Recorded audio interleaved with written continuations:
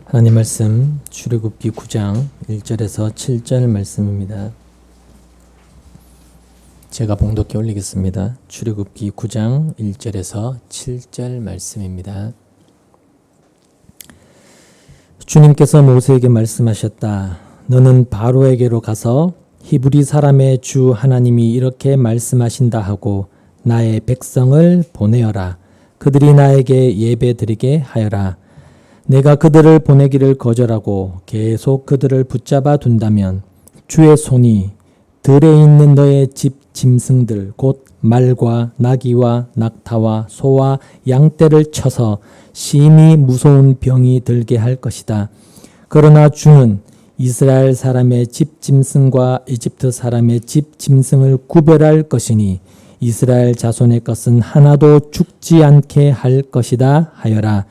주님께서 때를 정하시고서 나 주가 내일 이 땅에서 이 일을 하겠다 하고 말씀하셨다.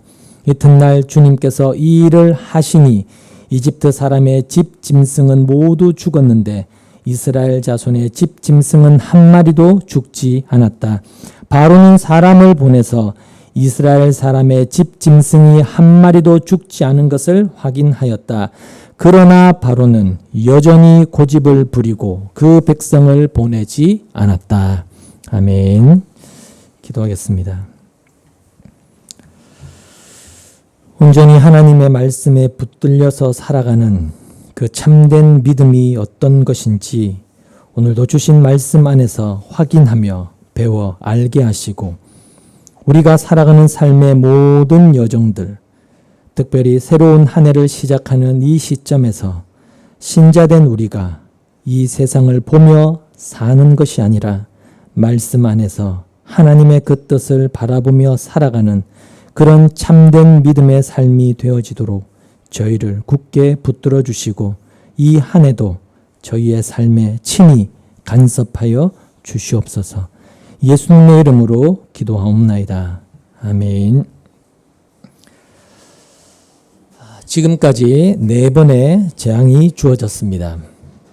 첫 번째 재앙은 물이 피가 되는 피재앙이었고 두 번째 재앙은 개구리가 땅으로 올라오는 개구리 재앙이었고 세 번째 재앙은 먼지가 이가 되는 이 재앙이었으며 네 번째 재앙은 파리로 인하여 온 땅이 황폐하게 되는 파리 재앙이었습니다. 그리고 오늘 본문에는 5번째 재앙이 이제 임하게 되는데 집에서 기르는 가축들이 돌림병으로 모두 다 죽는 그런 재앙이 이제 5번째 재앙이었습니다.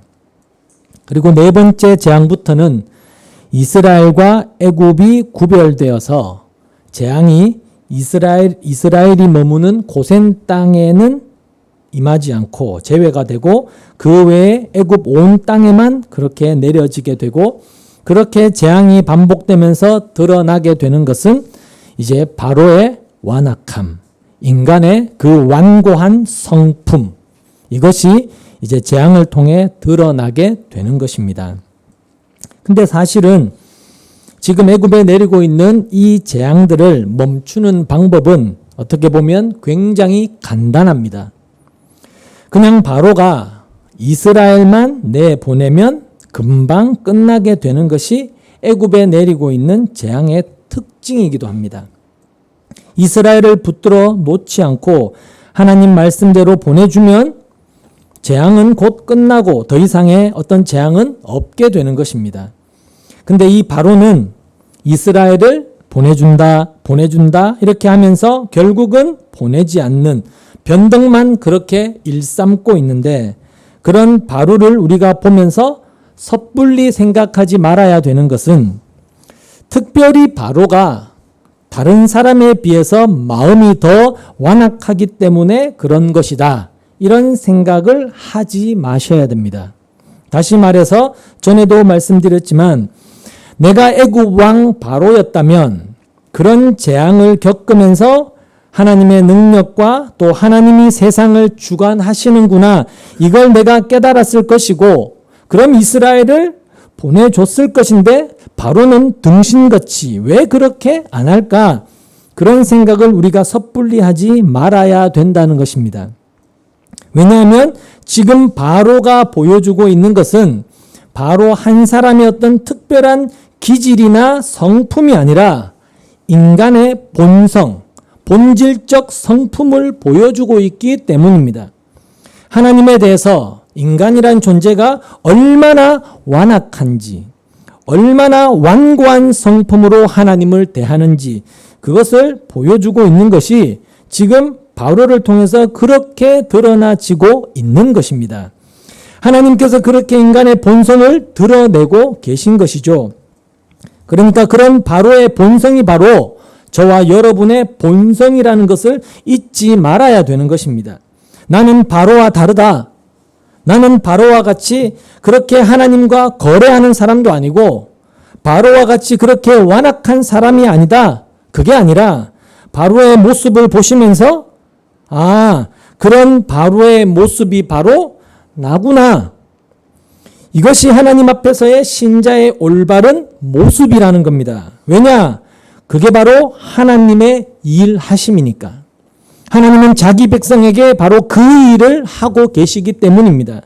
하나님 앞에 내가 누군지를 하나님이 보게 하셔서 그럼에도 불구하고 나에게 은총을 베푸시는 그 은혜와 긍휼에 감사하는 그런 자기 백성으로 만드시는 그것이 하나님의 일하심이기 때문이라는 것이죠.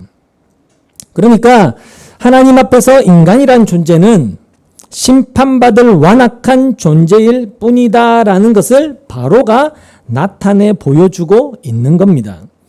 우리가 말씀을 통해 알게 되는 것이 바로 그것이라는 것이죠. 생명의 근원이신 하나님을 떠난 인간, 선악과를 먹은 타락한 인간이 어떤 존재냐, 그걸 우리로 보게 하시는 겁니다.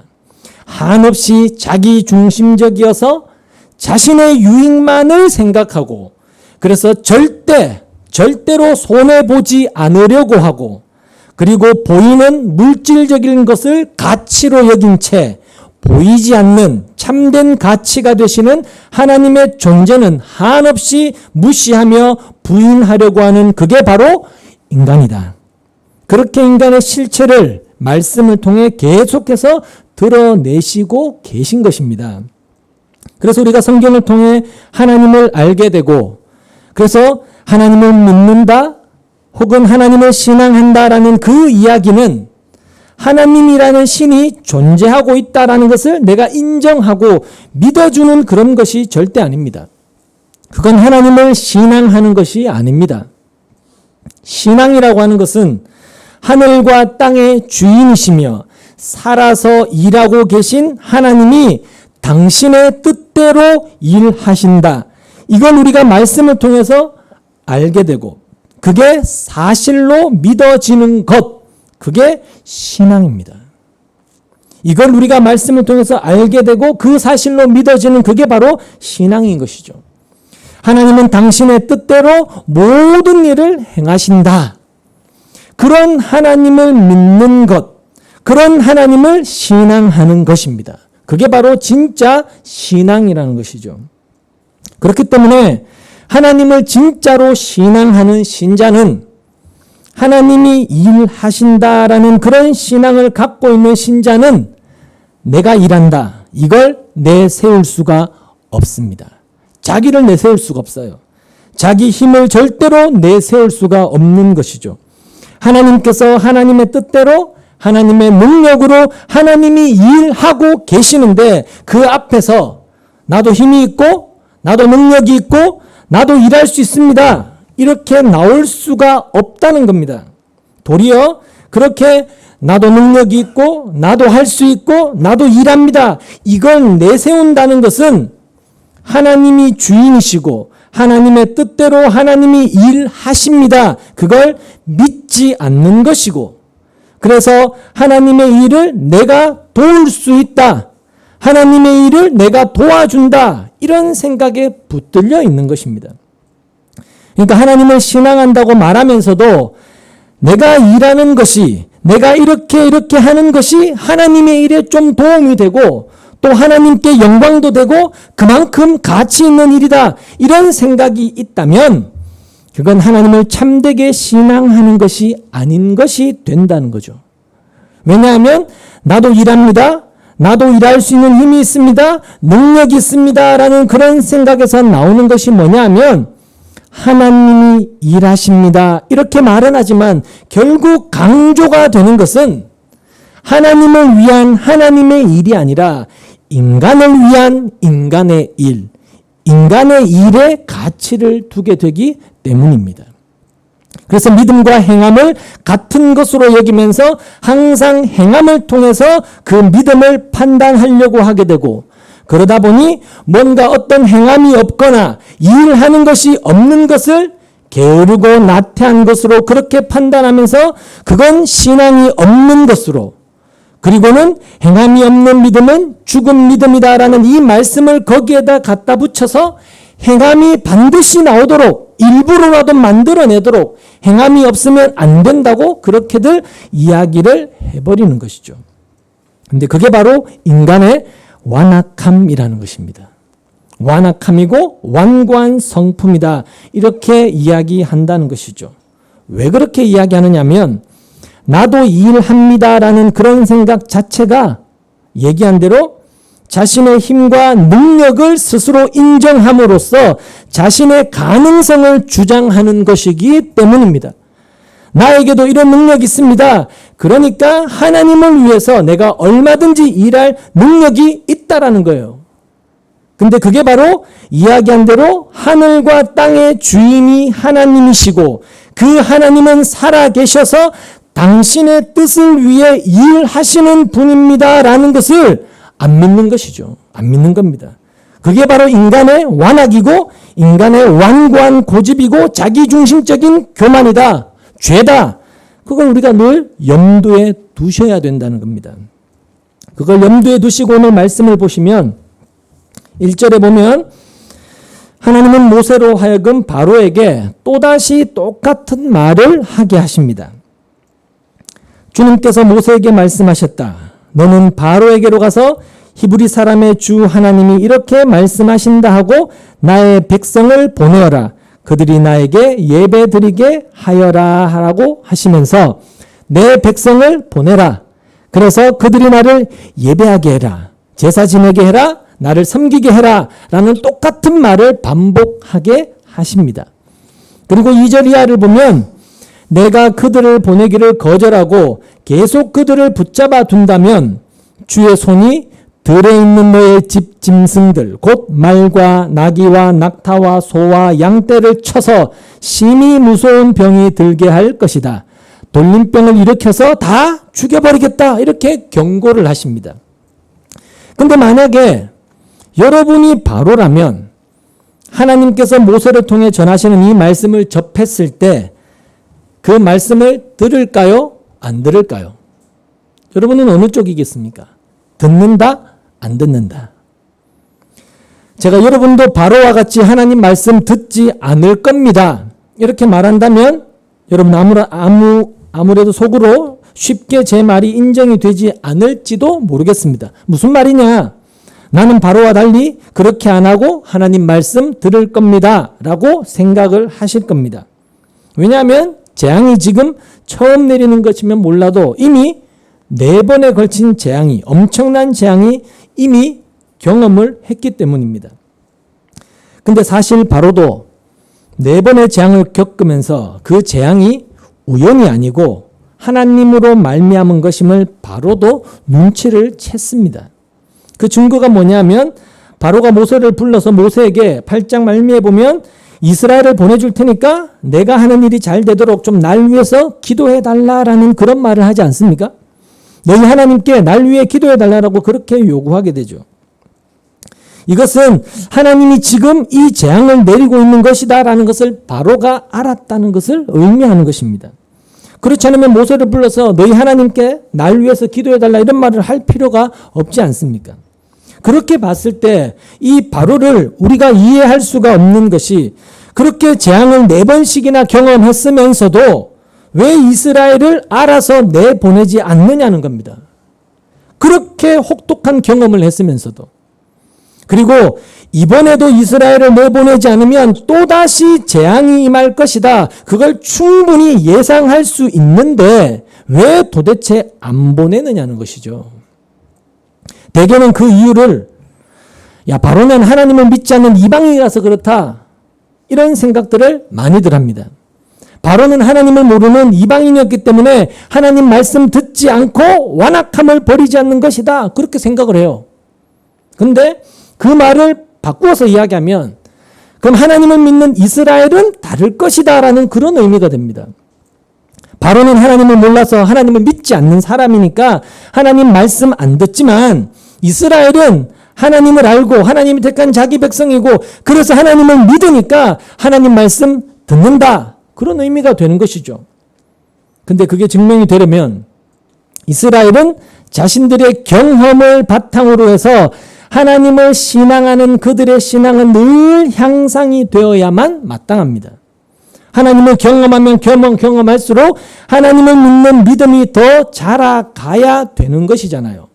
다시 말해서 하나님을 경험할 수 있는 놀라운 기적이나 혹은 어떤 일들과 또 사건을 겪으면서 하나님은 살아계시고 하나님은 일하시는 분이구나라는 하나님에 대한 경험이 있으니까 자연스럽게 하나님에 대한 마음은 더욱더 깊어지고 확신하게 되면서 하나님을 향한 신앙은 갈수록 향상되어져야만 마땅합니다.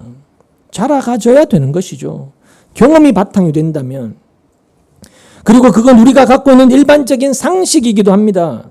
내가 하나님을 경험만 한다면, 누군가가 하나님을 만나기만 한다면 신앙이 자랄 수 있을 것이다. 그렇게 생각해서 지금도 그런 하나님에 대한 구체적인 어떤 경험, 어떤 체험을 자기 신앙의 근거로 삼으려고 하는 그런 사람들이 굉장히 많습니다. 하나님이 살아계시다는 그 경험을 좀 해야만이 신앙이 자랄 수 있다. 이런 생각들을 많이들 하죠. 근데 그런 우리의 기대와 혹은 생각과는 달리 성경이 우리에게 증거하고 있는 것은 사람이란 존재는, 인간이란 존재는 아무리 경험을 해도 달라지지 않더라. 이걸 보여주는 겁니다. 아무리 경험해도 그 경험이 그 사람을 달라지게 하지 않는다라고 말씀하고 있고, 그게 바로 이스라엘이었고 또 지금 우리가 보고 있는 바로도 마찬가지더라라는 것이죠. 만약에 사람이 신비한 하나님에 대한 어떤 경험을 할수록 신앙이 달라지고 어떤 현실적 문제들이 해결된다고 해서 신앙의 수준이 달라지고 향상되는 그런 것이 신앙이라면 하나님을 믿는 지금 이 시대 저와 여러분의 신앙들은 거의 완벽하다 할 정도로 수준 높은 신앙으로 바뀌어져 있어야 되지 않겠습니까?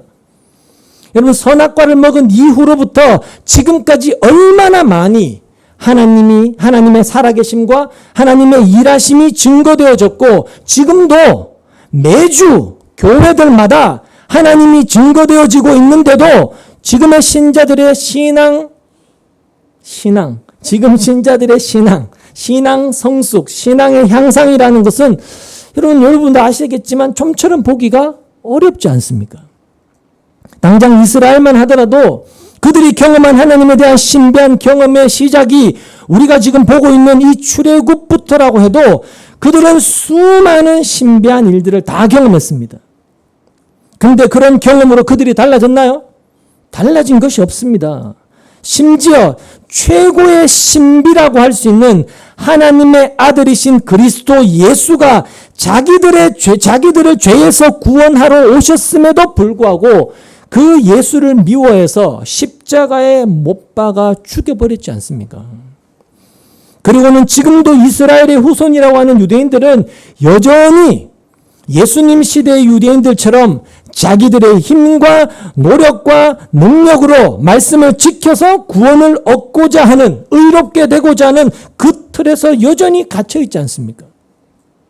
그러니까 이러한 인간의 완악함, 자신의 어떤 힘으로 뭔가를 이루겠다라는 인간의 그 본질적 완악함은 창세 이후로 하나도 달라진 것이 없다는 겁니다.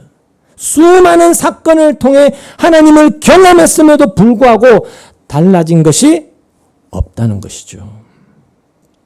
당장 우리가 생각을 해도 지금 하나님이 모세를 통해 바로에게 요구하시는 이 말씀들이 바로가 할 수 없는 어려운 말씀을 하시는 것으로 전혀 여겨지지 않습니다. 그래서 말씀드린 것처럼 나라면 보내겠다. 내가 바로라면 당장에 하나님 말씀 듣고 보내겠다. 그런 생각을 우리가 가질 수 있을 만큼 얼마든지 할 수 있는 쉬운 말씀인 것처럼 그렇게 생각이 된다는 것이죠. 그런데 바로는 하나님 말씀대로 하지 않습니다. 그래서 보내지를 않아요. 하나님이 재앙을 내려서 괴로움을 당하게 하면 그래 알았다 내가 보내겠다라고 하다가 그 괴로움이 사라지면 모면하고 나면 다시금 원래대로 돌아가서 더 완악해지는, 이게 반복되고 있는 것이 바로 애굽에 내리고 있는 재앙이라는 것입니다. 그러니까 우리가 이런 사건들을 통해서 바라봐야 될 것은 바로가 나의 거울이구나. 늘 거기에 초점을 두시면서 바로의 모습이 바로 내 모습이구나. 나도 바로와 똑같다라며 늘 그런 어떤 우리 자신을 좀 볼 수가 있어야 된다는 겁니다. 그게 바로 재앙을 통해 우리 자신을 보게 하시는 하나님의 의도고 하나님의 간섭이기 때문입니다. 본문 4절을 보시면 그러나 주는 이스라엘 사람의 집 짐승과 이집트 사람의 집 짐승을 구별할 것이니 이스라엘 자손의 것은 하나도 죽지 않게 할 것이다 하여라. 이렇게 말씀합니다. 자, 그런 완악한 바로를 향해서 하나님이 애굽의 가축에게 이제 심한 돌림병, 전염병이 있게 하십니다. 그러면서 5절에 보면 주님께서 때를 정하시고서 나 주가 내일 이 땅에서 이 일을 하겠다라고 하시면서 기한은 내일까지다라고 말씀을 하십니다. 근데 바로가 들어요?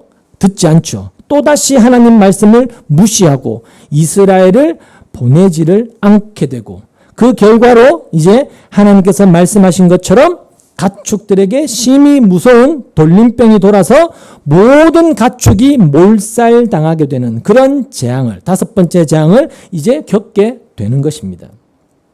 이렇게 해서 5번째 재앙에는 이제 뭐가 등장해요? 죽음이라는 것이 등장하게 됩니다. 죽음이. 4번째 재앙까지는 죽는 것은 없었지만 이 5번째 재앙부터 이 5번째 재앙에는 죽음이라는 이 가축이 몰살당하는 그런 죽음이 등장을 하게 됩니다. 그러니까 이 죽음은 바로가 하나님 말씀을 듣지 않는 결과가 이제 죽음으로 드러나는 것입니다. 하나님 말씀을 듣지 아니한 결과가 죽음이라는 것이죠. 물론 인간의 죽음이 아니고 가축의 죽음이지만 근데 가축이 그렇게 몰살당했다는 것은 하나님이 하신다면 애굽 사람들도 모두 다 몰살시킬 수 있다. 그걸 보여주고 있는 것입니다. 가축은 죽이는데 인간은 못 죽인다. 그런 건 아니지 않겠습니까? 가축의 죽음을 통해서 봐라. 내 말을 듣지 않는 결과가 바로 이것이다. 이걸 지금 보이고 계신 것이죠. 근데 그 죽음에는 특별함이 하나가 있습니다. 그게 뭐냐? 구별이 있더라는 겁니다.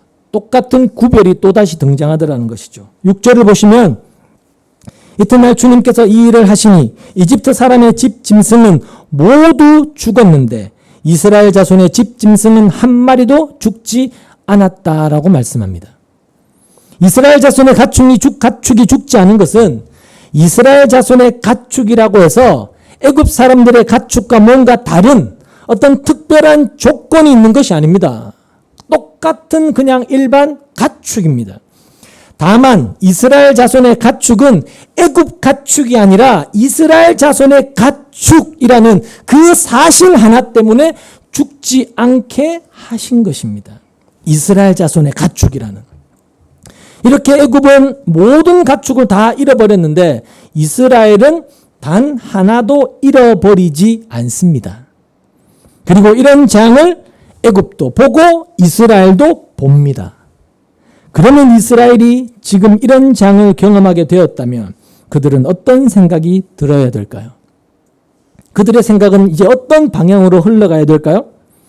야, 역시 우리 하나님이구나. 하나님이 우리 가축은 안 죽이시는구나. 대개는 그런 생각을 할 수밖에 없는데 그게 바로 하나님의 일하심에 대해서 잘못 보는 잘못된 방향으로의 생각이라는 것입니다. 왜냐하면 그런 생각은 우리가 하나님을 믿으니까 하나님이 우리 수중에 있는 가축은 살려주셨다라는, 결국 자기들이 하나님을 믿으니까 그에 대한 결과로 하나님은 내 가축을 죽지 않고 보존해 주신 것이다라는 이런 일반적인 종교에 대한 이해로 그렇게 흘러가 버릴 수밖에 없다는 겁니다. 근데 그건 세상 종교에서 이해하는 신에 대한 이해이기 때문에 하나님의 일하심을 그렇게 보시면 안 된다는 거예요. 하나님이 우리 하나님이고 내가 하나님의 백성이니까 하나님이 우리의 가축은 살려주셨다. 그렇게 생각하시면 안 된다는 것이죠. 물론 신자라고 한다면 다들 지금 이 말씀을 대하고 있는 이 시간도, 또 내가 살아서 숨 쉬고 있는 지금도, 또 그나마 건강을 유지하고 있는 것도, 또 내 수중에 있는 모든 내 소유들도 다 하나님이 주셨다. 이걸 믿고 있을 겁니다. 하나님이 모든 것을 주셨다는 것을 당연히 신자라면 믿고 고백을 하겠죠. 근데 실제 살아가면서는 하나님이 주셨다라는 사실들을 우리는 잘 생각하지 않는다는 것입니다. 해마다 구제역이나 혹은 조류독감이라든가 이런 돌림병들이 발생되면 살처분되는 농가의 가축의 숫자가 수백만 마리가 넘는다고도 하는데, 그런 돌림병 속에서 만약에 우리 집 가축들은 살아있다. 그럴 때 사람들은 야, 운이 좋았다. 우리 집만 건너뛰어갔다. 이렇게 생각하기 마련이라는 겁니다. 버스를 타고 가다가 사고가 났는데 다른 사람들은 다 죽고 나만 살았다면 그걸 천운이고 기적이라고 그렇게 생각은 해도 하나님이 살려주셨다. 그렇게 생각하며 감사하기는 쉽지 않다는 것이죠. 하지만 그런 모든 상황들 속에서 신자된 우리에게 있어야 될 분명한 사실, 신자다운 생각이 무엇이어야 되느냐면 살아야 될 사람을 하나님이 살려주신 것이 아니고 죽어 마땅한 나를 하나님이 살게 하셨다라는 생각, 그런 생각이 우리에게 있어야 한다는 겁니다. 그러니까 신자된 우리에게는 당연한 것이다 라는 생각이 없어야 한다는 거예요. 당연한 것이다. 내 건 살았어. 애굽 건 다 죽었는데 내 거는 이렇게 당연하게 여길 수 있는 문제가 아니라는 것이죠. 그래서 우리가 살아가면서 비록 그런 죽다가 살아나는 그런 사고를 경험하지 않는다 할지라도 하나님이 죽어 마땅한 나를 살려두신 것이 바로 우리의 지금 인생이라는 것을 알아야 됩니다. 신자는요. 죽어 마땅한 나를 살려두신 것이 지금의 내 인생이다. 그렇기 때문에 그토록 우리의 인생에서, 신자의 인생에서는 내 것이라고 할 수 있는 것은 아무것도 없는 것이고 모든 것이 다 하나님의 은혜다라고 그렇게 강조해서 이야기를 하는 것입니다. 애굽의 가축이 몇 마리인지는 모르겠지만 아마도 그 가축들을 먹이고 키우는 일들을 이스라엘 사람들이 맡아서 했을 거라고 그렇게 우리가 짐작할 수 있습니다. 이스라엘이 애굽의 노예로 있었으니까 이 애굽 사람들의 농사도 대신 짓고 가축도 대신 키우고 그렇게 생활했지 않겠습니까? 근데 하나님께서 애굽의 가축들을 모두 죽이시는 것은 애굽 사람도 모두 죽일 수 있다는 것을 의미하는 것이고, 따라서 애굽의 노예로 있던 이스라엘도 얼마든지 죽이실 수도 있고, 정반대로 또 하나님의 뜻에 따라서 얼마든지 나오게도 할 수가 있다는 것을 보여주는 것입니다. 그러니까 단순히 가축을 죽이는 그것에서 끝나는 것이 아니고 그 하나를 통해서 하나님이 하고자 하신다면 모든 것을 하나님 뜻대로 처리해 가신다라는 것을 보여주는 것입니다. 애굽도 죽일 수 있고 이스라엘도 죽이실 수 있을 뿐만 아니라 이스라엘을 나오게도 하실 수가 있다. 그런 능력 있는 분이 하나님이다라는 것을 지금 보이고 계신 것이죠. 그러니까 바로가 재앙을 겪으면서 조금만 생각을 깊이 한다면 자기가 하나님 말씀을 거부할 수 없다는 것을 알 수가 있었을 거라는 거죠. 근데 거기까지 생각이 미치지를 못하는 겁니다. 그게 바로 인간이라는 겁니다. 인간. 하나님께서 완악하게 하셔서 그런 생각을 하나님이 차단해 버리신 것이죠. 그래서 바로는 그걸 받아들이지를 않는 것입니다. 자신이 하나님의 수중에 있다고 여기지 않는 것이고 하나님의 주관 아래 자신이 있다라는 것을 믿지를 않는 것이죠. 자, 그러면 하나님을 신앙한다고 하는 이스라엘은 바로와 다르냐? 하나님을 신앙하는 이스라엘이라면 좀 달라야 되는데 이스라엘도 역시 하나님 말씀에 대해서 바로와 다를 바 없는 모습만 늘 한결같이 보인다는 것입니다. 그러니까 그런 것들을 통해서 드러나는 것은 이스라엘의 구원도 당연한 것이 아니라는 겁니다. 그러니까 하나님 앞에 인간이라는 존재에 대해서 우리가 늘 거부할 수 없는 사실은 우리에게 당연하다, 마땅하다 이렇게 이야기할 수 있는 것은 아무것도 없다는 겁니다.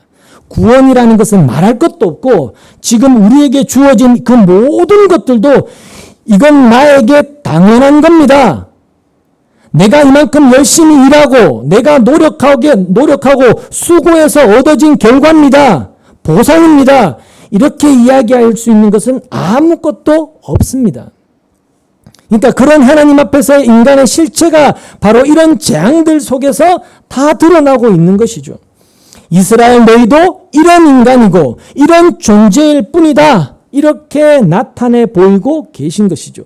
너희도 바로와 전혀 다르지가 않는 바로와 똑같은 완악한 인간들일 뿐이다라는 것이죠. 그게 바로 오늘 우리가 되는 것이고요. 근데 그런 이스라엘을 하나님이 어떻게 하신다고요? 애굽과 구별하시고 또 이스라엘을 애굽으로부터 구원하시는 이런 일들을 통해서 우리가 알 수 있는 것은 결국 복이라고 하는 것. 복이라고 하는 것은 다른 것이 아니라 죽어야 될 자가 산 자가 되었다는 것. 그게 복이라는 것입니다. 그러니까 성경을 통해 우리가 깨달아야 되는 것은 세상이 말하는 그런 복이 아니고 죽어야 될 자를 하나님이 살려내신 것, 구별하여 살려내신 것, 그게 진짜 복이라는 것. 그걸 깨달아야 되는 것이죠. 누구가? 신자는. 그걸 깨달아야 됩니다. 본문에서 하나님은 이스라엘 자손에게 속한 가축은 하나도 죽지 않는다 이렇게 말씀을 하셨습니다. 그리고 실제로 그 말씀대로 이스라엘 자손에게 속한 집 짐승들은 하나도 죽지 않습니다. 이렇게 이스라엘이라는 민족, 이스라엘 자손은 하나님의 그 약속에 의해서 존재하는 사람들이었어요. 자신의 힘과 무관하게 그 하나님 약속 때문에 존재하는 것이 바로 이스라엘이었습니다. 그리고 하나님의 말씀대로 이스라엘 자손에게 속한 가축은 하나도 죽지 않았다라는 그 말은 하나님의 약속 안에 들어있는 것은 하나도 죽지 않는다라는 그런 뜻이 됩니다. 그렇죠? 자, 그럼 하나님의 약속으로 이 땅에 오신 분, 구약의 그 모든 언약의 성취로 이 땅에 오신 분이 예수님이라고 성경이 이야기한다면 결국은 예수께 속한 자, 예수 안에 있는 자들은 죽지 않는다. 죽음이 없다라는 그런 뜻이 됩니다. 그렇죠? 그래서 예수 안에 있는 자들을 일컬어서 뭘 소유했다고 그렇게 많이 이야기하나요? 생명 혹은 영생을 소유한 자 이렇게 이야기를 하는 겁니다. 그리고 새로운 약속, 구약이 있다면 옛 약속이 있다면 새로운 약속, 즉 신약을 여는 마태복음 1장이 족보로 시작을 하죠. 족보로 시작하는데 그 족보는 누구의 족보인가요? 예수님의 족보인데 그 예수님의 족보에는 죽었다라는 기록은 없어요. 죽었다라는 기록은 없고 대신 낳고라는 낳았다라는 언급만 있습니다. 그러니까 그 말은 죽음이 없는 것이 예수님의 족보고 그 예수님 덕분에 예수님이 십자가에서 흘리신 그 피의 공로 때문에 신자는 죽음이 없는 그 족보에 그 은혜의 세계에 들어와 있다는 것입니다.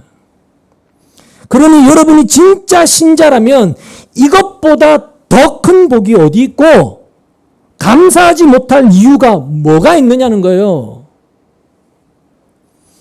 그렇기 때문에 애굽과 같은 이 세상은, 지금 우리가 몸담고 살아가고 있는 이 가시적인 이 세상은 다 지나가는 것이고 어둠이고 저주와 하나님의 심판 아래 있는 그 죽음의 세상으로 우리가 그렇게 보고 성경을 통해 그렇게 여겨지신다면, 신자라는 신분으로 우리가 일컬음을 받게 되었고 그 신분에 의해서 예수님의 생명책에 우리의 이름이 기록되어 있다는 그 사실 자체가 우리에게 뭐가 되어요? 복이 되고 우리에게 기쁨이 된다는 것이죠. 신자에게는요. 그것이 바로 예수님 안에 있는 그 복된 세계다라고 그렇게 성경이 이 5번째 재앙을 통해서 우리에게 나타내 보이고 있는 것입니다. 근데 그 복된 세계에 들어오게 된 것이 너희가 믿음이 특별하게 남달리 좋아서가 아니고 너희들의 행실과 너희들의 행위가 내가 보기에 흠모할 만해서가 아니고 그 복된 세계에 절대 들어올 수 없는 자를 하나님이 긍휼로 은혜로 자비로 들어오게 하셨다. 그것이 바로 하나님의 은혜고 사랑이고 긍휼이다. 이걸 이야기하고 있는 거예요. 그러니 너희가 기뻐할 것은 이 땅의 것이 아니고 하나님이 주신 그 긍휼 때문에 기뻐해야 되는 것. 이게 바로 신자다. 그게 하나님의 자기 백성이다. 그걸 성경이 이야기하고 있는 것입니다. 그러니까 이 5번째 재앙을 보면서 단순히 애굽 가축은 다 죽었는데 우리는 하나님의 백성이라서 우리 가축은 죽지 않고 살았네. 아이고 하나님 그렇게 우리에게 해주시겠네. 아이고 좋아. 이게 아니라 그 사건 안에 우리가 소유한 하나님의 백성된 신자가 소유한 그 참 복, 예수 그리스도 안에 들어와 있는 그 복이 어떤 것인지 그것까지 다 말해주고 있는 것이 바로 이 재앙에 담겨있는 내용이라는 것이죠. 결국은 예수님으로 인한 기쁨을 기쁨으로 알고 그 은혜를 은혜로 알게 되는 그것이 바로 신자로서 참된 복, 행복이라는 것이죠. 신자가 받은 복. 그래서 신자가 어떤 사람이냐? 신자됨이라는 것이 뭐냐라고 할 때 바로 그 행복을 예수로 말미암은 그 기쁨, 그 은혜를 진짜 복으로 여길 수 있는 그런 사람을 가리켜서 신자다, 신자됨 이렇게 일컫는 겁니다. 이런 사람이 신자라고 한다면 여기에서 우리가 좀 곤란함이 느껴지게 되는 것이, 그럼 신자는 복받은 행복한 사람이니까 날마다 웃으면서 기쁘게 살아야 되는 것 아니냐, 그런 생각이 있을 수 있습니다. 물론 그렇게 우리가 살 수 있으면 참 좋겠지만 살아보셔서 아시겠지만 제가 살아봐도 그렇더라고요. 사실 그건 불가능합니다. 우리는 그렇게 살지를 못합니다. 오히려 우리가 매일 경험하는 것은 사실은 불행함을 느낄 때가 훨씬 더 많습니다. 매일매일이 늘 내 마음에 매일매일 일어나는 것들이 불행일 때가 훨씬 더 많습니다. 불만, 불평이 훨씬 더 많죠. 매일이 늘 내 마음에 들지 않고 내가 원하는 대로 진행되어지지 않고 그래서 남과 비교해서 늘 부족하다고 생각되어지면서 불행을 느끼는 일들이 사실은 우리의 현실이더라는 것이죠. 그런 가운데 우리가 말씀을 만나게 되는 것입니다. 나는 늘 불행해. 나는 늘 부족해. 나는 늘 남과 비교해서 뭔가 없어. 결핍되어 있어. 늘 그렇게 나에 대한 불만과 불행을 느끼는 가운데 우리는 하나님의 말씀을 대면하게 되는 것입니다. 그렇게 말씀을 대면하면서 오늘 하루 사는 것이 사실은 나에게 당연한 것이 아니구나. 그걸 우리가 알게 되어지는 거예요. 나는 오늘 물들 자격이 없는 죽어마땅한 자인데 하나님께서 은혜를 베풀어 생명을 연장시켜 주셨다. 그렇게 생명을 연장시켜 주셔서 주의 말씀을 나로 만나게 하셔서 그 주의 뜻에 대해서 조금이라도 알 수 있는 기회를 나에게 허락하신 이것이 하나님의 긍휼이고 하나님의 사랑이구나. 이렇게 조금씩 알아가게 되는 것이죠. 그게 신앙생활입니다. 그래서 신자는 매일같이 접하는 수많은 사건과 사고를 바라보면서 그렇게 죽어가는 수많은 사람들, 이런 현실들을 대하면서 내가 살아있는 건 당연한 것이 아니구나라는 그 생각을 놓치면 절대로 안 되는 것입니다. 그렇게 나도 하나님 말씀에 순종치 않는 바로와 같은 완악한 존재구나, 이걸 알게 되었을 때 지금 나에게 복이라고 할 수 있는 것은 이 세상에서 원하는 것을 마음껏 누리고 만족스럽게 사는 그것이 나의 복이 아니고, 예수님이 나에게 찾아오셔서 나를 만나주시고 예수님을 알게 하신 이것이 참 복이라는 것, 그게 깨달아지고 그게 인정이 되어지는 그것이 신자 된 증거라는 거예요, 여러분. 그렇게 알아가는 것이고 그렇게 배워가는 것입니다. 그래서 신자는 살아가면서 예수님이 왜 나에게 행복이냐? 예수님을 아는 것이 왜 나에게 진정한 행복이냐? 그 알므로 조금씩 깊이 들어가게 되는 겁니다. 그리고 그걸 가리켜서 말씀에 이끌림을 받는다, 말씀에 이끌려가는 인생이다, 이렇게 우리가 표현을 하는 것이고요. 그렇기 때문에 신자에게서 나와지는 고백은, 나올 수밖에 없는 고백은 나에게는 주님밖에 없습니다, 이런 고백이 나오게 되는 겁니다. 삶이라고 하는 것은, 우리의 삶이라고 하는 것은 그렇게 주님밖에 없습니다, 주님밖에 없네요, 그걸 배워가는 길이에요. 여정인 것입니다. 그게 신자의 삶입니다. 우리가 삶의 연수가 거듭될수록 야, 세상 참 살만하다, 참 좋다, 오래오래 벽에 똥칠할 때까지 내가 살아야 되겠다, 이런 생각만 든다면 여러분 신자로서 삶은 잘못 살고 계신 것입니다. 삶은 그걸 누리고 즐기라고 우리에게 허락된 것이 아니라 주님밖에 없군요, 주님 안에만 있어야 되겠군요, 주님의 은혜만 붙들어야 되겠군요, 그걸 배워가는 여정입니다. 그게 신자의 삶이에요, 여러분. 그래서 우리가 신자라면 예수를 믿어서 세상이 누리는, 그런 세상이 바라는 그런 행복을 우리는 누릴 수가 없습니다, 여러분. 예수 안에는 죄송한데 그런 행복이 없어요. 여러분, 예수 안에서 세상이 누리고 세상이 바라는 그런 행복을 찾고 계신다면 여러분 번지수를 잘못 찾으신 겁니다. 다른 곳으로 가셔야 돼요. 왜냐하면 하나님이 선물로 주신 그 참된 믿음이 주는 그 복, 그 행복은 죄인이 의인의 모임에 참여하는 이것이 바로 믿음이 주는 복이고 행복이기 때문에 그런 것입니다. 이 세상의 것을 얻는 그 행복이 아니라 죄인이 의인의 모임에 참여하게 되는 이것이 바로 그 믿음이 주는 복이고 행복이기 때문에 그래요. 그래서 시편 1편 5절에 보면 이렇게 말씀을 하는 겁니다. 그러므로 악인은 심판받을 때 몸을 가누지 못하며 죄인은 의인의 모임에 참여하지 못한다. 개혁개정 옛날 성경은 이렇습니다. 악인은 심판을 견디지 못하고 죄인은 의인의 회중에 들지 못한다, 이 말씀이죠. 이렇게 죄인은 의인의 모임에 참여하지 못하게 되어 있어요. 죄인은 결단코 의인의 모임에 들어올 수가 없단 말입니다.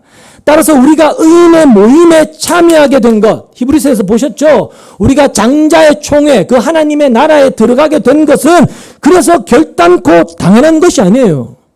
그 의인들의 모임에 죄인된 우리가 들어갈 수 있는 것은 결단코 당연한 것이 아닙니다. 우리는 이 사실을 늘 염두에 둬야 돼요. 내가 구원의 은혜를 받았다, 하나님의 자녀가 됐다 하니까 그냥 이게 별게 아닌 거라 생각하시는데, 원래는 그 의인의 회중에 죄인이 못 들어가게 된 것으로 정해져 있는 겁니다. 그래서 우리는 절대로 당연한 것이 아닌 것을 누리고 있는 것이라고 이해하셔야 돼요. 왜냐하면 이야기한 대로 나에게 주어져 있는 것, 눈에 보이는 세상 것만이 아니고 내가 예수님을 알게 되고 믿는 그 믿음까지도 나에게 당연한 것은 아무것도 없기 때문에 그렇습니다. 그럼 이 모든 것이 뭐냐? 이 모든 것이 뭐죠? 바로 하나님의 선물이다, 하나님의 은총이라는 것이죠. 죄인이 의인의 회중에 드는 것은 당연한 것이 아니라 하나님의 은총이라는 것입니다. 하지만 우리가 누리는 그 모든 것이 하나님의 은총이다라는 이 사실을 우리가 늘 놓치고 잊어버리기 때문에 내가 복받을 자격도 없으면서도 복을 구하게 되고, 그게 바로 하나님 앞에 악을 행하는 것이라는 것도 알지를 못하는 거죠. 그러니까 이 땅에 복을 구하는 것 그 자체가 바로 자신이 복을 구할 자격이 없다는 것을 알지를 못한다는 증거인 것이고 그게 죄고 그게 악을 행하는 것입니다. 마태복음 6장 30절에 보면 예수님이 이렇게 말씀하십니다. 오늘 있다가 내일 아궁이에 들어갈 들풀도 하나님께서 이와 같이 입히시거든 하물며 너희들을 입히시지 않겠느냐 믿음이 적은 사람들아. 예수님이 이렇게 말씀하십니다. 오늘 있다가 내일 아궁이에 던져질 들풀, 하찮죠. 볼품없고 그 들풀의 운명은 내일까지입니다. 하루밖에 안 되잖아요. 그런 들풀도 하나님이 키우신다. 이렇게 이야기하세요. 근데 우리가 만약에 저와 여러분의 운명이 들풀과 같다. 내일 아궁이에 던져질 들풀의 운명이 저와 여러분의 운명이다라고 한다면 어떻게 느껴질까요? 겁나 불행하다. 그죠? 겁나게 불행하다. 참 불행하다. 라며 불평하며 우리는 그렇게 당연히 생각할 겁니다. 들풀의 운명을 누가 복되다. 그렇게 말할 수 있겠습니까? 인간의 본성은 불가능하죠. 근데 그 들풀의 운명도 하나님이 주관한다는 겁니다. 하나님이. 내일 아궁이에 던져지는 것이 우연이 아니고 하나님이 그렇게 하시는 것이라는 거죠. 근데 하나님이 너는 어차피 하루 살다가 사라진 어차피 내일이면 아궁이에 던져질 거니까 뭐 나 오늘은 모르겠다 뭐 그렇게 팽개쳐 버리시는 것이 아니고 내일 던져진다 할지라도 내일이라는 그 순간까지 하나님이 키우신다는 것입니다. 돌보신다는 것이죠. 아궁이에 던져지는 것도 그리고 던져지기 전까지 오늘 볼품없는 모습으로 존재하는 그 모든 것들도 하나님의 뜻인데 하나님이 할 수 없이 그냥 그렇게 하시는 것이 아니고 하나님의 기쁘신 뜻인데 하나님이 기뻐하신 뜻이다. 이렇게 성경이 말씀한다는 거예요.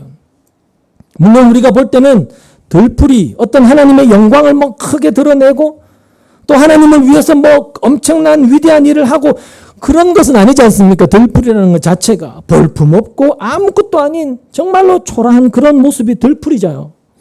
근데 예수님은 그 들풀을 가리켜서 뭐라 말씀하세요? 모든 영광으로 차려입은 솔로몬의 영광보다도 더하다. 더 좋다. 솔로몬도 그 들풀, 그 꽃 하나보다 못하다. 이렇게 말씀하신다는 것이죠. 그러니까 들풀의 영광이라는 것. 하나님께서 영광이라고 여기시는 것은 솔로몬의 영광처럼 크고 화려하고 엄청난 일을 행하면서 자신의 힘과 능력을 발휘하며 드러내는 그런 것이 하나님께 영광이 되는 것이 아니고 하나님이 기뻐하시는 그 뜻 안에 존재하는 것, 그 자체가 영광이라는 것입니다. 그러니까 내가 뭘 하는 것이 하나님께 영광이 되는 게 아니고 그냥 하나님이 기뻐하시는 그 역할, 그 뜻에 의해서 내가 존재합니다라는 그 하나님의 하나님 되심을 인정하는 그 자체가 바로 하나님께 영광이 되는 거예요. 그리고 그 영광을 예수님은 솔로몬의 모든 영광보다도 더 크다 이렇게 말씀하신다는 것입니다. 그러니까 영광이라는 시각이 우리와 얼마나 다르냐는 거예요. 근데도 우리가 영광이라는 시각을 솔로몬의 영광, 그 영광이 최고라고 그렇게 자꾸만 생각하기 때문에 지금의 내가 못나 보이고 부족해 보일 때가 수없이 많다는 것이죠. 늘 내 자신에 대해서 불평하고 원망하고 부족하고 내 현실에 대해서 한탄하고 그렇게 볼 수밖에 없는 것이죠. 솔로몬의 영광에서 그 시각에서 영광을 바라보니까 그런 겁니다. 하지만 하나님이 보시기에는 들풀 같은 존재라 할지라도 솔로몬과 같은 인생, 그런 사람보다 전혀 부족하지 않다. 이것이 하나님의 말씀이라는 것입니다, 여러분. 그럼에도 불구하고 우리는 늘 자신에 대해서 불평하고 원망하지 않습니까? 남과 비교하면서 늘 불행을 느끼죠. 왜 그런 모습을 우리가 자꾸 보이게 되느냐 하면 하나님이 이 세상과 자기 백성을 어떻게 구별해서 보시느냐 이걸 모르기 때문입니다. 이걸 몰라서 그런 것입니다. 그걸 자꾸 놓치고 있기 때문에 그렇다는 것이죠. 여러분, 이스라엘이나 애굽이나 다르지가 않다고 했습니다. 똑같다고 했습니다. 똑같은 심판을 받아야 될 그런 존재들인데 근데 하나님이 이스라엘과 애굽을 구별을 하신다는 거예요. 똑같은 인간들인데 이스라엘 자손이 뭐라고 그 자손에게 속한 가축들은 하나도 죽지 않게 하시느냐라는 거예요. 그들이 뭐라고 애굽에 속한 것들은 다 죽여버리시고 이스라엘에게 속한 것들은 하나도 죽지 않게 하시겠다라는 그렇게 하시는 이유가 뭐냐는 것이죠. 여러분 이건 사실 엄청난 차별이 아닐 수 없습니다. 정말로 엄청난 차별이에요. 근데 그 양쪽 그 이스라엘과 애굽의 현실적인 차이를 놓고만 보면 여러분 누가 더 낫습니까? 누가 더 복받은 자예요? 애굽이 훨씬 낫죠. 현실적으로 보면 이스라엘은 노예지 않습니까? 종이에요. 그러니 애굽의 재앙이 주어지기 전까지는 누구나 다 그렇게 보고 판단할 겁니다. 가시적인 눈으로 볼 때는 야 애굽 참 부강하고 잘 살고 잘 먹고 참 좋겠다 그렇게 볼 거라는 거죠.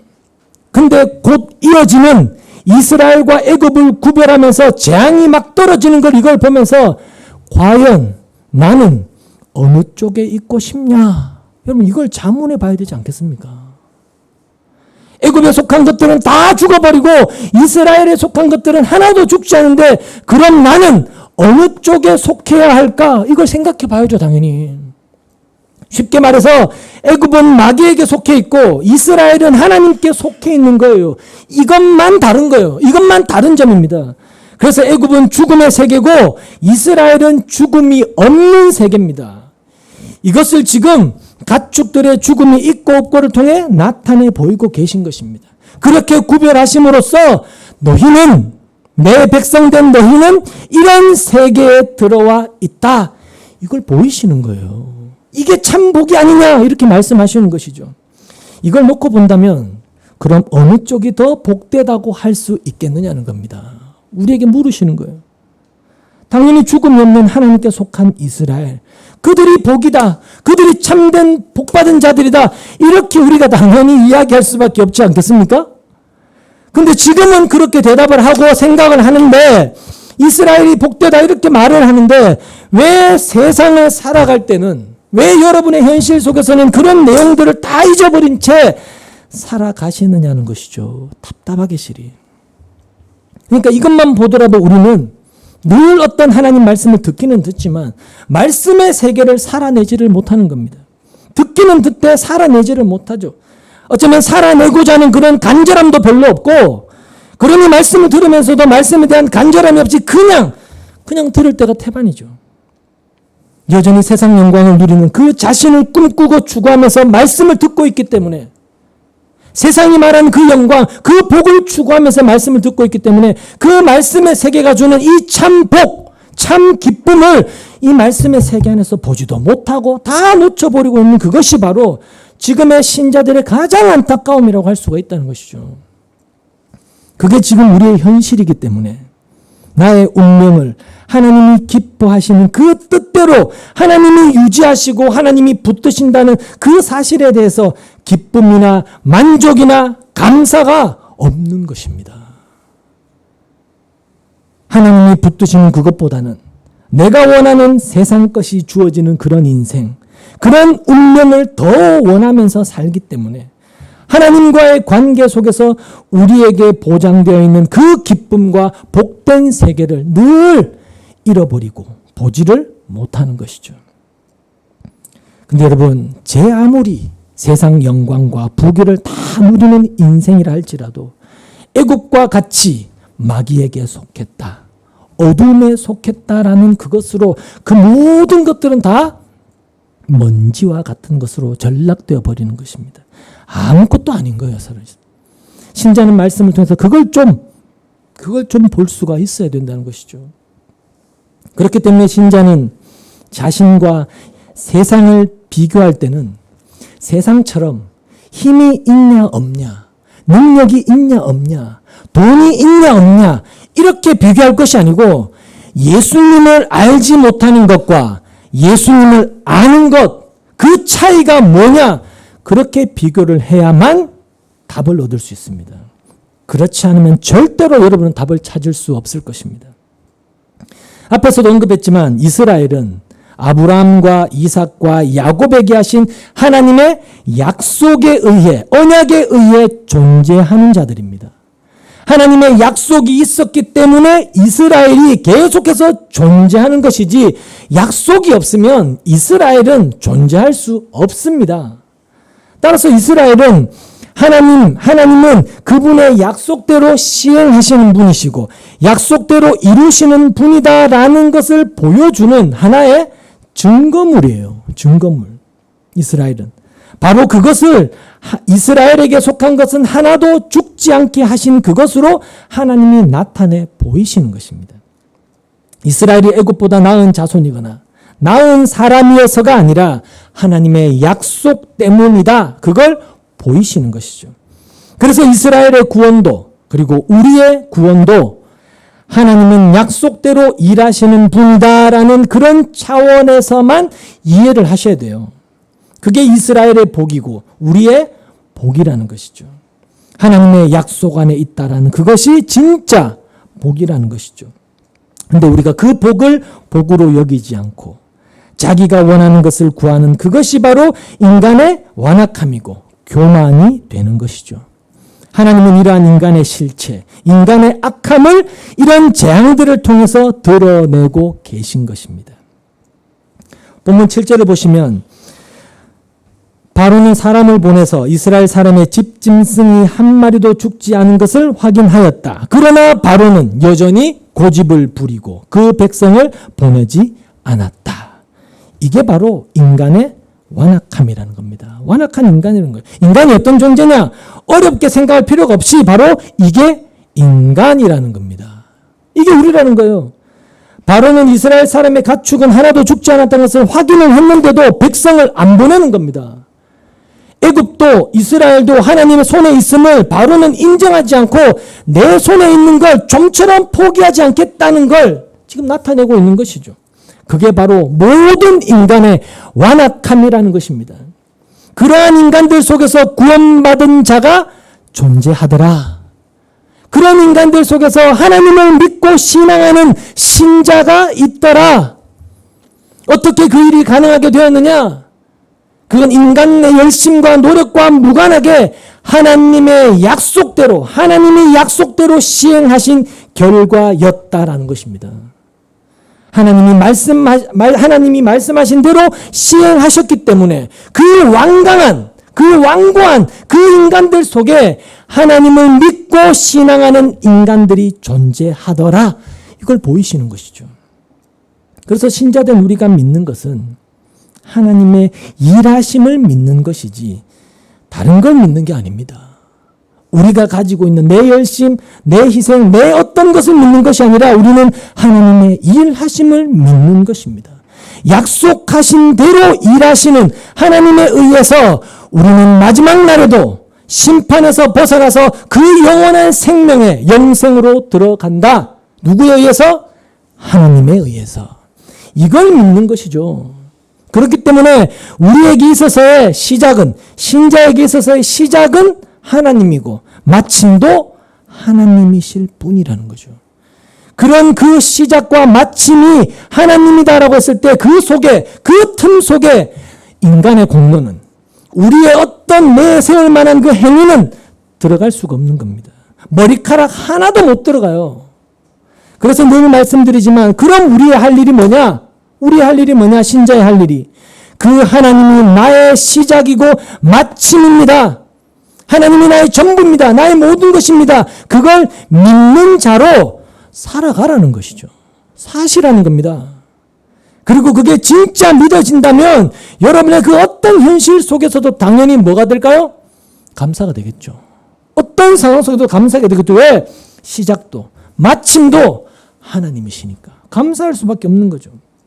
바로 그런 하나님으로 내가 믿게 되는 것, 그게 바로 하나님의 일하심의 결과라는 것입니다. 그게 자기 백성된 신자됨이라는 거예요. 그렇게 하나님의 일하심을 알고 믿으니까 그 하나님이 나의 운명을 붙드시고 당신의 뜻대로 나를 이끌어 가신다. 이게 진짜 복이다. 그게 믿어지게 되는 것입니다. 그래서 평안, 위로, 안심 이게 되는 거예요, 여러분. 설사 내 인생이 내일 끝난다 할지라도 그것 또한 하나님의 뜻에 의해서 되어진 것이기에 내일까지 그 죽는 그 순간까지 하나님이 나를 지키시고 인도할 거야. 그게 나의 복이야. 나의 담대함이야. 그렇게 고백이 되어지는 것이죠. 누구에 의해서? 하나님에 의해서. 그러니까 그것이 바로 진심으로 하나님의 뜻과 하나님의 일하심에 내 모든 걸 맡겨버리는 참된 믿음의 사람, 곧 신자다. 이렇게 정의할 수가 있는 것입니다. 그렇기 때문에 이러한 믿음의 세계를 놓고 본다면 우리가 생각하는 믿음이라고 하는 것이 얼마나 값싸고 초라하고 볼품없는 것인가 이걸 알게 되시지 않습니까? 우리가 생각하는 믿음의 세계라고 해봐야 기껏해야 뭐밖에 없어요? 주일날 되면 뭐 예배당 와야 될 시간 되면 예배당 와서 앉아서 좋은 운동, 듣는 운동, 많은 운동 예배 드리고 교회 일 좀 있으면 교회 일 좀 하고 뭐 남보다 좀 더 착하게 살고 믿음이란 걸 발휘해서 내가 원하는 걸 얻어내려고 하고 뭐 이 전부 이런 것들이 우리가 생각하는 사람들이 생각하는 믿음의 세계라고 그렇게 생각하지 않습니까? 그게 믿음 생활이라고 생각을 했는데 이 하나님의 은총으로 주어진 진짜 믿음의 세계를 알고 나면 내가 진짜 믿음을 무시하고 업신여겼구나. 내가 믿음으로 사는 것이 아니었구나. 이걸 알게 되는 것이죠.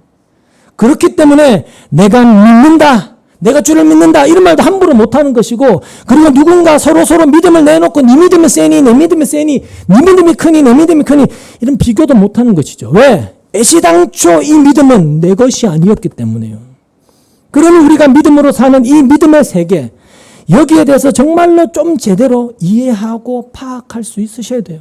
그렇지 않으면 우리도 내가 생각하는 그 믿음의 그 틀 안에서 믿음이 아닌 것을 믿음으로 착각하며 자기 확신을 믿음이라고 착각하며 살아갈 수밖에 없어요. 그래서 늘 초라하고 볼품없는 그 믿음 생활밖에 못 할 수밖에 없죠.